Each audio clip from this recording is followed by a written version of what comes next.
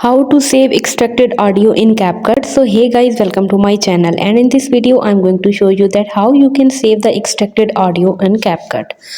So open the Capcut app and select for the video from which you want to extract the audio. So you have to tap right here on the new project first of all, and then you will have to select for the video from where you want to extract the audio. So let me select this video.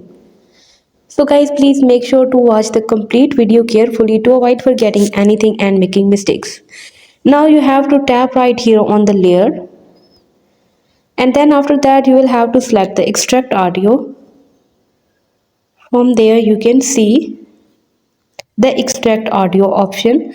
So you have to tap right here on the extract audio. And after that guys, remember that CapCut only extract audio from a video and export the video project as an MP4 file. If you need the extracted audio as an independent audio file, you can use other tools like Flex Clip to achieve this. So hope you guys like my video, and please consider showing your support by commenting, liking, sharing and subscribing to my channel for more valuable content in the future.